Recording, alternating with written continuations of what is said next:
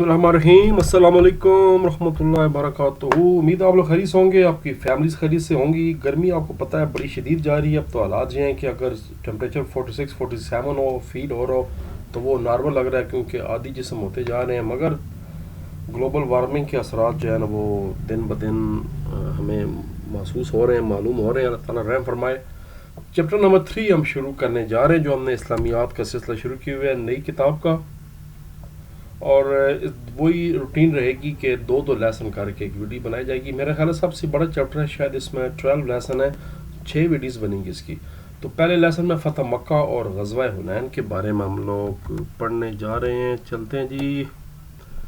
फ़तह मक्का के इसमें पस मंज़र पढ़ेंगे, असबाब क्या थे, वजूहात क्या थे, ये पढ़ेंगे। जो इस मौके पे वाक़यात और मोजज़ात पेश आए आप सल्लम से, वो क्या हैं वो पढ़ेंगे। आप सल्लम की उफ़ और दरगुज़र की अहमियत को समझेंगे, लीडरशिप की अहमियत को समझेंगे। फ़तह मक्का के बाद जो बुतों को गिराना है उसके हवाले से इल्म हासिल करेंगे। अल्लाह ताला के वादों के सच्चा होने पर यकीन रखेंगे। और सबसे पहले MCQs करेंगे। फ़तह मक्का के असबाब में से जो एक बड़ी वजह यह थी कि बनु खुज़ा पर जो है वो हमला कर दिया गया था। बनु खुज़ा मुसलमानों का हलीफ था और सुलह हुदैबिया के तहत वो मुसलमानों के साथ शामिल हुआ था, जबकि कुरैश के एक हलीफ कबीले ने बनु खुज़ा पर हमला कर दिया था। फ़तह मक्का के मौके पर आप सल्लल्लाहु अलैहि वसल्लम ने इरशाद मुबारक फरमाया कि जो हज़रत अबू सुफियान रज़ी अल्लाह अन्हु के घर पनाह लेंगे उनको कुछ नहीं कहा जाएगा। ये उन्होंने ताज़ा इस्लाम कबूल कर लिया था इस वाक़े से पहले। नबी करीम सल्लल्लाहु अलैहि वसल्लम की ऊँटनी का नाम था कस्वा। आप वसल्लम के पास फ़तह मक्का के बाद ताकत थी, कुदरत थी, इख्तियार था। इसके बावजूद आपने अपने बदतरीन दुश्मनों को माफ़ कर दिया। ये उफ़ और दरगुज़र की एक शानदार और रोशन मिसाल है कि ताकत होते हुए भी अपने बदतरीन दुश्मन को माफ़ कर देना। फ़तह मक्का के मौके पर आप वसल्लम ने खाना काबा की जो चाबी है वो हज़रत उस्मान बिन तलहा रज़ी अल्लाह अन्हु के सुपुर्द कर दी थी, और उससे लेकर आज तक जो है वो चाबी इसी घराने में रह रही है। नस्ल दर नस्ल ये जो खाना काबा के दरवाज़े की मुक़द्दस चाबी है वो इन्हीं ख़ानदान के पास रहती है। फ़तह मक्का के मौके पर आप सल्लल्लाहु अलैहि वसल्लम ने आम माफ़ी का ऐलान करते हुए क्या इरशाद फरमाया। पेज नंबर 42 ये जी। नबी करीम ख़ातमुन नबिय्यीन सल्लल्लाहु अलैहि वसल्लम ने आम माफ़ी का ऐलान फरमाते हुए कुरैश मक्का से फरमाया कि आज मैं तुम्हारे साथ इसी सलूक का ऐलान करता हूँ जो मेरे भाई हज़रत यूसुफ अलैहिस्सलाम ने अपने भाइयों के साथ किया था। आप सल्लल्लाहु अलैहि वसल्लम ने तमाम अहले मक्का को मुखातब करते हुए फरमाया कि जाओ, आज तुम सब आज़ाद हो, आज तुमसे कोई बास पुरस नहीं हो कि यहाँ तक। अगला शार्ट क्वेश्चन है, फ़तह मक्का के मौके पर हज़रत अली रज़ी अल्लाह अन्हु को क्या सादत नसीब हुई। इसमें थोड़ी सी डिटेल ज़्यादा नहीं लिखी हुई। एक बात तो ये लिखी हुई है कि आप सल्लम ने और हज़रत अली रज़ी अल्लाह अन्हु के साथ मिलकर खाना काबा को 360 बुतों से पाक फरमाया था। एक और जगह लिखे हुए कि सबसे जो बड़ा बुत था उसके लिए आप सल्लम जो है शायद हज़रत अली रज़ी अल्लाह अन्हु के कंधे पे सवार हुए ना, हज़रत अली शायद इनके कंधे पे सवार हुए थे, ऐसा कुछ मैंने वाक़या पढ़ा था।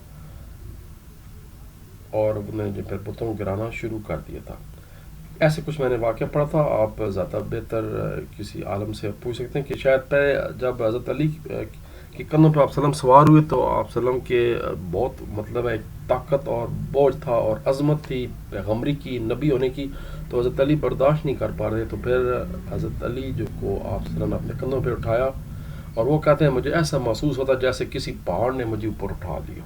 सुभान अल्लाह। तो ये एक यहाँ पर वाक़या लिखा हुआ है, वही इसको थोड़ा सा लम्बा कर दें कि नबी करीम सल्लल्लाहु अलैहि वसल्लम ने और हज़रत अली रज़ी अल्लाह अन्हु के साथ मिलकर खाना काबा के अंदर मौजूद 360 बुतों को तोड़ा था, लाठी से तोड़ा था। यहीं पर शार्ट क्वेश्चन नंबर 3 है कि फ़रोग़ इस्लाम के हवाले से फ़तह मक्का की क्या अहमियत है। पेज नंबर 42 ये जी।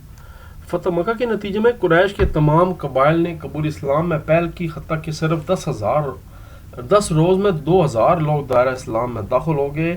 दीन इस्लाम को गलबा हासिल हुआ, इस्लाम और अहल इस्लाम को अज़मत और शान हासिल हुई और दुश्मनान इस्लाम की साजिशें दम तोड़ गईं।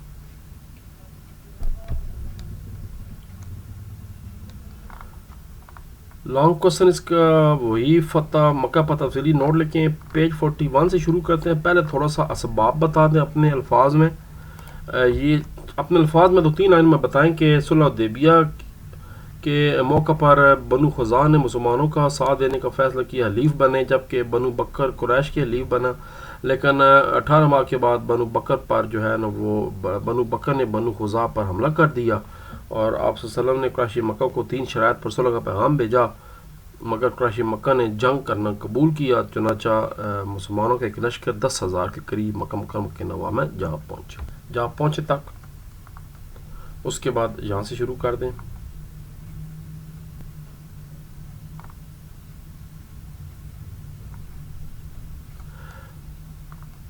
اب ہوا کیا کہ قریش مکہ نے جب مسلمانوں کو دیکھا تو ان کے دل میں ہیبت بیٹھ گئی اور انہوں نے لڑنے سے انکار کر دیا اور خانہ کعبہ مسجد حرام کو مسلمانوں کے آپ صلی اللہ علیہ وسلم کے حوالے کر دیا. تو یہاں سے شروع کر دیں. پھر آپ یہاں پر فتح مکہ کے موقع پر آپ صلی اللہ علیہ وسلم پر انتہائی عجز و انکسار کے جذبات غالب تھے، یہ ہیڈنگ بن جائے گی. پھر عام معافی کا اعلان، یہ ہیڈنگ بن جائے گی.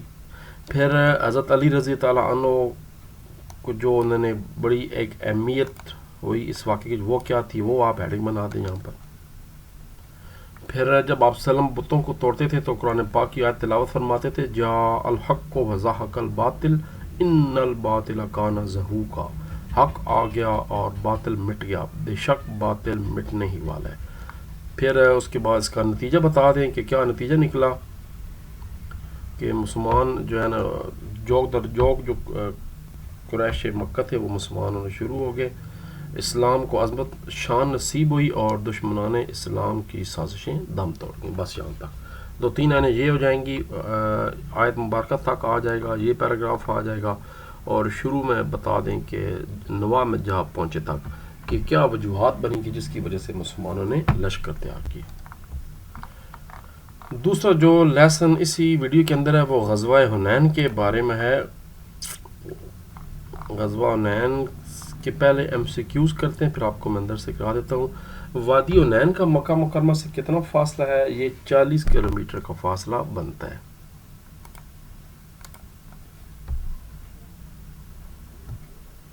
اور وادی حنین میں آباد تھے 2 قبیلے تھے، بنو حزان اور بنو ثقیف، جو مسلمانوں کو تنگ کرتے رہتے تھے، ان کے لیے مسائل کھڑا کرتے تھے. غزوہ حنین میں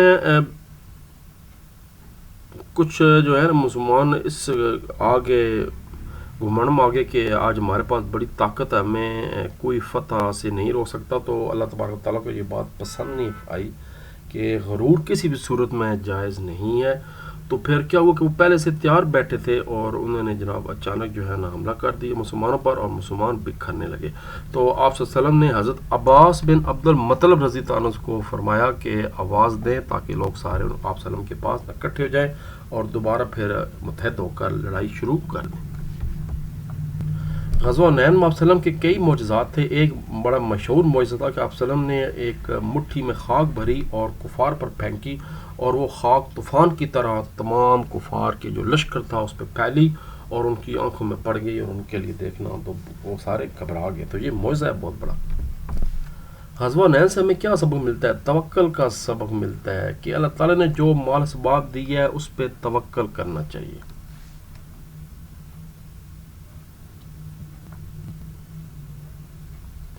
پہلا شارٹ کوسچن ہے، غزوہ حنین کے موقع پر آپ صلی اللہ علیہ وسلم نے کس طرح جرات اور بہادری اور استقامت کا مظاہرہ فرمایا؟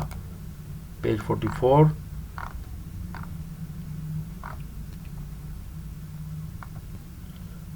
یہ جی اس موقع پہ نبی کریم خاتم النبیین صلی اللہ علیہ وآلہ وسلم نے بے مثال جرات اور بہادری کا مظاہرہ کرتے ہوئے میدان میں ڈٹے رہے. نبی کریم صلی اللہ علیہ وسلم اپنے خچر پر سوار تھے جس کی رکاب حضرت ابو سفیان رضی اللہ عنہ نے اور جو لگام ہے وہ حضرت عباس رضی اللہ تعالیٰ عنہ نے پکڑ رکھی تھی. نبی کریم خاتم النبیین خچر سے اترے اور مدرجہ ذیل کلمات ادا کرتے دشمن کی طرف چل پڑے.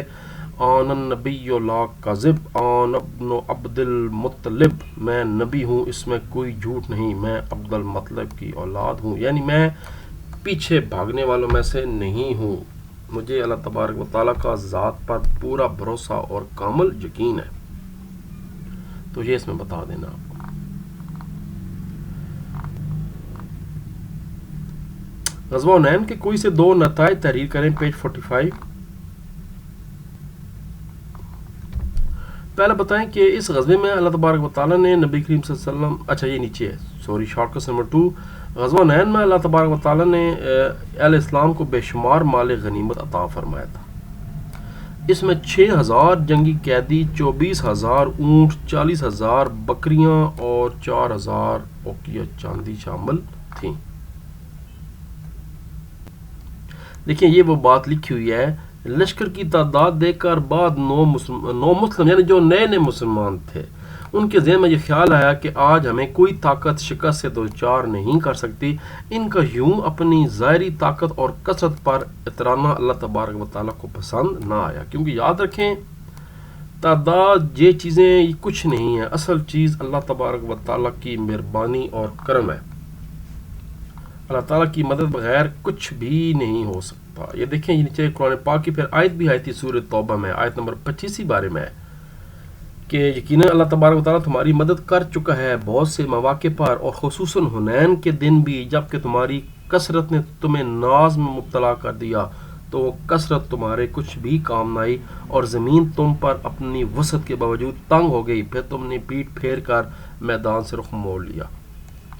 تو اس میں یہ ابھی جو اگلا شارٹ کوسچن وہ اسی کے بارے میں ہے کہ ہمیں اس سے نتیجہ کیا نکلتا ہے۔ مشکلات میں ثابت قدمی کا مظاہرہ کرتے ہوئے کس طرح اپنے حواس کو قابو میں رکھا جاتا ہے، غزوہ حنین کی روشنی میں وضاحت کریں۔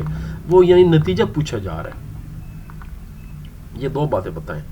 اللہ تبارک و تعالیٰ نے آزمائش سے دوچار کر کے مسلمانوں کو بتا دیا کہ مسلمانوں کو کبھی بھی اپنی تعداد اور ساز و سامان کی فراوانی پر بھروسہ نہیں کرنا چاہیے، بلکہ اللہ تبارک و تعالیٰ پر توقع رکھتے ہوئے ہمیشہ عجز انکسار کی روش اپنانی چاہیے، کیونکہ کثرت کے باوجود شکست کا سامنا کرنا پڑ سکتا ہے۔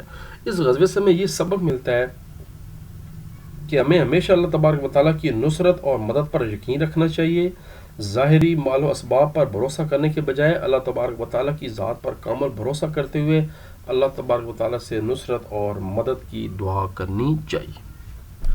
لو جی پھر باری ہے لانگ کوسچن کی۔ غزوہ حنین پر تفصیلی روشنی ڈالیں، اس کا بھی پہلے تو یہ بتا دے اس کا پس منظر کیا ہے، وہ لازمی بتائیے۔ یہ مکہ مکرمہ سے 40 کلومیٹر دور ایک وادی تھی جس میں دو قبیلے بنو عزان بنو کیف آباد تھے، جو ان کو اپنی طاقت پر بڑا گھمنڈ تھا، مسلمانوں کو تنگ کرتے تھے، اور انہوں نے ارد گرد قبائل کو مسلمانوں کی مخالفت میں اکسایا، چنانچہ اور مکہ کو حملہ کرنے کی منصوبہ کرنے لگے۔ چنانچہ آپ صلی اللہ علیہ وسلم 12,000 کا لشکر لے کر وادی حنین کی طرف روانہ ہوئے۔ یہاں پہ پھر اگلا ہیڈنگ بن جائے گا کہ دشمن پہلے ہی جو ہے نا وہ جنگی تدبیر کر چکے تھے، چھپے ہوئے تھے۔ جیسے ہی مسلمان میدان میں اترے، کفار نے اچانک حملہ کرتے ہوئے مسلمانوں پر تیروں کی بارش کر دی، جس کی وجہ سے بدنظمی پیدا ہوئی۔ مسلمان اچانک اس قدر شدید حملے سے بوکھلا گئے اور عارضی طور پر مسلمانوں کے پاؤں اکھڑنے لگے۔ پھر آپ یہاں پر وہی ہیڈنگ بنائیں گے، آپ صلی اللہ علیہ وسلم کی ثابت قدمی، جرت اور بہادری، اس میں یہ والا شارٹ ایڈ ہو جائے گا۔ یہاں سے پھر جمپ لگا کر یہاں سے شروع کریں کہ آپ صلی اللہ علیہ وسلم کو اللہ تبارک و تعالیٰ نے اس غزوے میں کئی معجزات عطا کیے، وہ ہیڈنگ بن جائے گا جس میں مٹی والا ذکر بھی ہے۔ پھر فرشتوں کے ذریعے بھی مسلمانوں کی مدد فرمائی تھی۔ غزوہ حنین میں حضرت ابو طلحہ انصاری نے 30 مشرکوں کو قتل کیا تھا، جبکہ 300 سے زیادہ کفار قتل ہوئے۔ مسلمانوں میں جو شہادتیں تھیں وہ صرف 4 ہوئی تھی۔